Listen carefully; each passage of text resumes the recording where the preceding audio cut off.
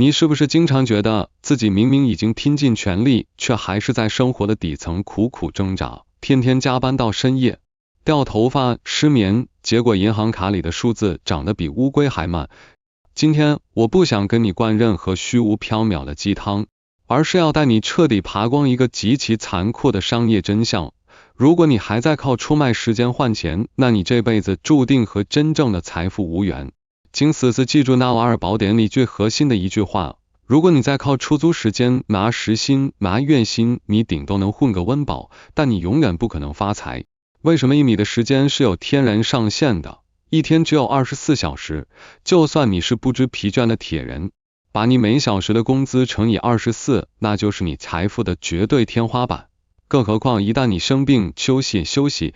或者被公司裁员，你的收入瞬间就会归零。这种模式不叫资产，叫用命换钱。那世界上那些真正的富人到底在玩什么游戏？他们在玩所有权和资产的游戏。富人之所以躺着也能赚钱，是因为在他们睡觉度假的时候，他们名下的工厂、公司、股票、代买或者版权内容依然在24小时不间断的运转，这就是所谓的税后收入。想通了这一点，你就明白为什么按部就班当个打工人几乎不可能跨越阶层。今天这个长视频长达1个小时，我强烈建议你点赞收藏，准备好纸笔，因为接下来我会把硅谷传奇投资人纳瓦尔拉维康克的半生智慧全部翻译成听得懂能落地的核心大白话。我们不扯一句废话，直接拆解一整套如何不需要靠运气就能获得财富与幸福的实操指南。如果你能真正听懂并执行接下来的逻辑，你的赚钱模式和人生轨迹将会发生翻天覆地的颠覆。既然不能单纯靠出卖时间，那我们搞钱的第一步该卖什么？纳瓦尔提出了一个核心概念，叫做专长。请注意，这里的专长绝对不是指你去考一个英语6级证书，或者学一个大家都去报班的计算机2级，那种通过流水线式教育批量培养出来的技能，在商业上叫标准化技能。只要是标准化的东西，别人就能在大街上成批的招人来替代你。现在甚至连人工智能都能1秒钟把你顶替掉，只要你能被轻易替代，你的劳动价格就会被市场疯狂压低。纳瓦尔定义的专长具备3个铁律：第一，它无法通过学校培训完全学会；第二，它是你在玩耍在热爱中不知不觉沉淀出来的；第三，对别人来说像工作一样痛苦，但对你来说像玩一样轻松。我们说个大白话的例子，假设有2个人在研究自媒体，第一个人看网上什么火就抄什么，天天死磕爆款公式，逼着自己写极其枯燥的财经分析，他觉得非常痛苦，每写一个字都是折磨。第二个人从小就迷恋各种老旧的古董玩具，他能对着一个上世纪80年代的旧玩具念叨3个小时，眼里闪闪发光。他开始做视频分享这些，甚至不需要写脚本，里面的逻辑和细节张口就来。结果是什么？第一个人可能靠运气赚点快钱，但很快就会被行业卷死，因为他能被任何人替代。而第二个人在这个垂直领域，没人能卷得过他，因为他的专长是从他的基因、他的童年、他无法被复制的整个人生经历里长出来的。对第一个人来说是权重的工作，对第二个人来说只是在过他的日常生活。这就是纳瓦尔说的做你自己。在这个世界上，没有人在做你自己这件事上能竞争过你。我们作为一个普通人，怎么才能找到自己的专长？你不需要去问老师，也不需要去问老板，你只需要问自己3个极度私密但能看清真面目的问题。第一，在你10岁到15岁的时候，有哪些事情是你不需要任何人催促，自己就能沉迷其中玩一整天的？那时候呢，你还没有被社会相亲买房的压力所污染，那时候你的野生热爱就是你专长的基因。第二，你的朋友们在遇到什么麻烦时，会下意识的第一时间来请教你。有些人擅长安慰人，这是极强的情绪价值专长；有些人擅长在密密麻麻的数据里一眼看出漏洞，这是逻辑专长。别人的求助就是市场对你专长的自发定价。第三，有哪些事是别人觉得极其繁琐无聊，想花钱推掉，但你却觉得津津有味的？记住，找到专长之后，不要把它藏在家里。你要做的是产品化和品牌化，用纳瓦尔的原话来说，就是把你自己产品化。你自己代表着独一无二的专长和真实性，产品化代表着我们要用某种工具把这个专长，你顶多是一个厉害的手艺人，你依然在拿班次时间换钱。想要让财富发生爆炸式的增长，你必须拉来人生中最凶猛的核武器——杠杆。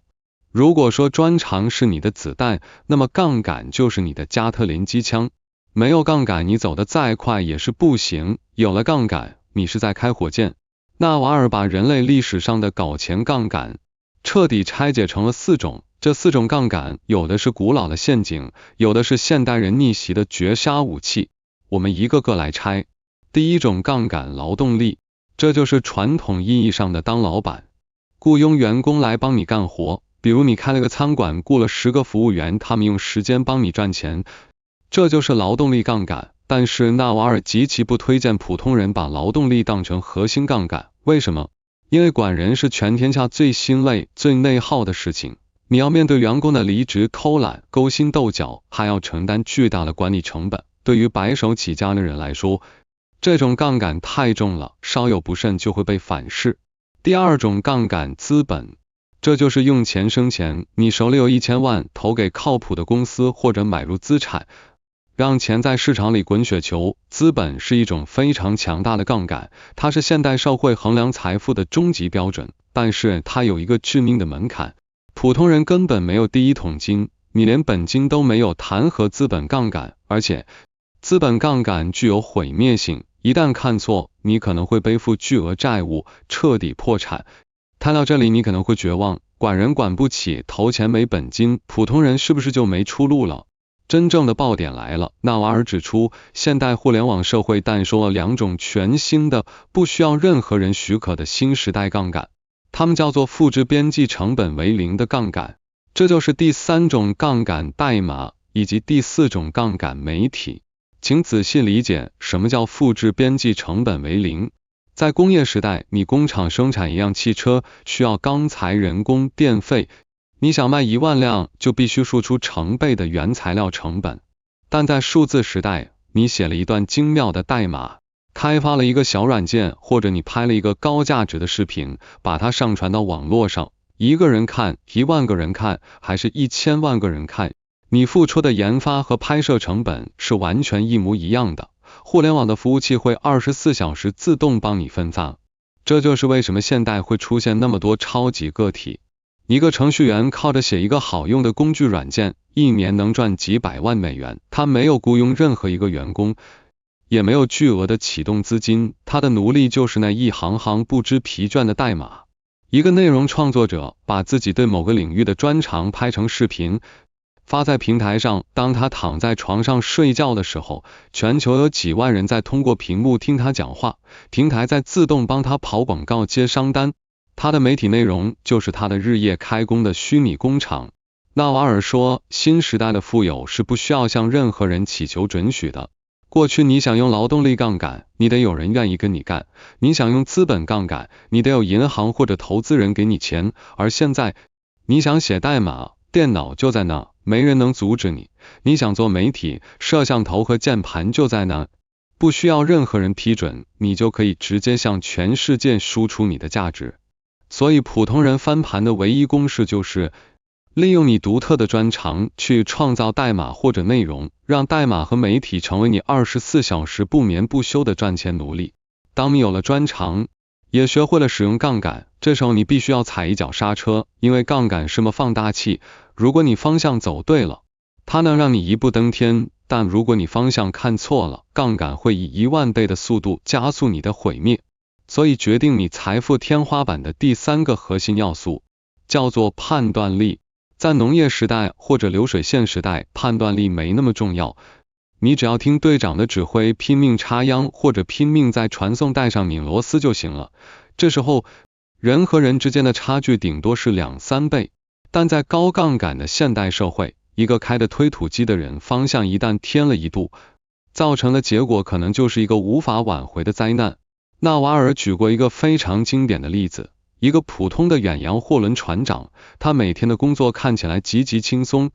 就是在船长室里喝喝咖啡，看看海图。他不需要去甲板上搬运货物，也不需要去引擎室里铲煤，他现在一天只工作2个小时。但是当货轮遇到风暴，或者面临航线选择的关键时刻，他做出的那一个精准的决定，就决定了这艘价值数亿的货轮是安全到港。谈的2小时的决策价值千万，而那些在甲板上拼命流汗，一天工作16个小时的船员，他们的努力在巨额的风险和收益面前微不足道。这就是商业的真相，拼命工作是低效的代名词，那只是你在用战术上的勤奋来掩盖战略上的懒惰。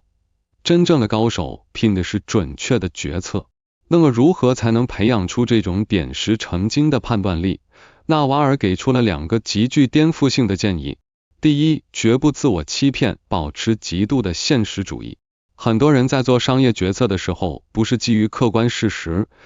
而是基于自己的愿望。比如明明这个项目的数据已经崩了，市场根本不需要这个产品，但他因为投入了半年的心血，就不断安慰自己，再坚持一下就会好，用户只是一时没发现我的好。这种行为在心理学上叫沉没成本谬误。判断力高的人敢于直面最血淋淋的现实，发生了什么就是发生了什么，不带任何情绪滤镜，只有看清真实的棋局，你才能走出正确的一步。第二，构建属于你自己的心理模型。你不能用单一的学科视角去看世界。如果你是个程序员，你眼里看什么都是代码问题；如果你是个营销员，你眼里看什么都是流量问题。这叫手里拿着锤子，看什么都像钉子。真正厉害的判断力来自于跨学科的底层逻辑。你需要去读进化论，理解生物是如何在竞争中演化的；你需要去做微积分，理解事物动态变化的速率；你需要去学心理学，理解人性在恐惧但贪婪时的本能反应。当你脑子里有100个不同的跨学科模型时，你看一个商业项目就能瞬间看穿它的股价，明白它到底是金矿还是陷阱。记住纳瓦尔的话，一个高判断力的人，哪怕他每天只工作1个小时，他的收益也远超一个忙碌一整天的人。如果这个长视频只讲到这里，那它顶多是一篇教你变成赚钱机器的商业教案。但纳瓦尔最传奇的地方在于，他不仅是个身价不菲的超级投资人，他更是一个活得极其通透的现代隐士。他提出了一个让所有疯狂追逐金钱的人都深思的问题：你赚那么多钱到底是为了什么？很多人以为等我有了钱，我就会幸福，但现实是无数人赚到了几千万、几个亿，却依然生活在严重的焦虑、失眠和抑郁中。他们换了更大的房子，却换不来内心的哪怕1分钟的平静。纳瓦尔给幸福下了一个颠覆性的定义：幸福不是指你获得了多少好东西，而是指你内心的渴望被清空了之后的那个状态。请仔细品味这句话，幸福就是没有渴望的状态。当你想买一辆豪车的时候，在买到手之前，你是焦虑的、痛苦的、匮乏的。你等于在潜意识里跟自己签了一个合同，内容是在买到这辆车之前，我允许自己处于不快乐的状态。好的，你拼命工作，终于把这辆车买回家了，在那一瞬间，你的渴望消失了，你的内心突然安静了，你感到了短暂的快乐。那并不是因为车带给了你快乐，而是因为买到车的那一刻，你的那个渴望终于被移除了，你的内心回到了原本就该有的平静状态。然而人类的基因自带贪婪，过了3天，豪车的新鲜感过去了，你又盯上了更大的别墅，于是你又跟自己签了一份在买到别墅前绝不快乐的自虐合同。你的人生就在这种匮乏的痛苦和得到后短暂的无聊之间疯狂摆动。纳瓦尔说，渴望就是你选择向自己宣告，在得到我想要的东西之前，我过得不开心。你身上背负了太多这种惩罚自己的合同，你怎么可能幸福？所以幸福不是一种客观的财富数字，它是一种可以被训练的心理技能。怎么训练？首先减少你脑子里的期待。当你对人和事没有理所当然的期待时，生活中遇到的每一件小事都会变成命运给你的额外礼物。其次，意识到外界的评价毫无意义。很多人拼命搞钱，买奢侈品，其实根本不是自己喜欢，而是为了活在别人的眼里，为了满足虚荣心。但真相是，这个世界上根本没有人在乎你，大家都在忙着焦虑自己的人生，你为了那些根本不关心你的人，去牺牲自己内心的平静，这是全天下最愚蠢的买卖。幸福就是此时此地此身，你的身体坐在这里，你的思想就停在这里，不为过去的事情后悔，也不为未来的事情焦虑，当下的这一刻就是最完美的。听到这里，我们把纳瓦尔宝典的整条逻辑链条彻底连起来了。你首先要通过复盘自己的童年和直觉，找到那个别人无法替代，而你像玩一样的专长。接着你用代码和自媒体这两个现代杠杆，把你的专长变成可以24小时自动运行的产品。在运行的过程中，你保持极度的理性，用跨学科的判断力去修正航向，避免踩坑。当财富像雪球一样滚滚而来的时候，你保持警惕，不断精简自己的欲望，死死护住内心的平静与幸福。那么做完这一切，人生的终极目的是什么？纳瓦尔给出了一个近乎艺术的答案。人生的终极游戏是退出所有的外在游戏，赚钱游戏只是你人生中的一个阶段。你之所以要拼命实现财务自由，绝对不是为了去过骄奢淫逸的生活，而是为了拿回你自己的时间所有权。当你的被动收入完全覆盖了你的生活开销，你就不用再为了生钱去向任何人低头，不用去忍受恶心的人际关系，不用去出卖自己的健康和尊严。在那一天，你就可以正式向这个世俗的赚钱游戏宣告：我通关了，我不玩了。退出金钱游戏之后，你才真正开始了你作为人的自主人生。你可以纯粹因为好玩去写一段代码，纯粹因为喜欢去画一幅画，纯粹因为爱去陪伴你的家人。这时候你的人生不再是某种为了达到目的而忍受的工具，你的人生本身就是目的。希望今天这1个小时的内容能像一记重锤砸碎你过去那些关于拼命加班、关于无效内卷的陈旧观念。如果你觉得今天的内容对你的底层思维有所启发，请务必长按点赞3秒钟，把这个视频分享给你现还在苦苦迷茫的朋友。记住纳瓦尔的话，用头脑赚钱而不是用时间赚钱，活在当下，你本来就拥有一切。感谢你耐心的听完，我们下期再见。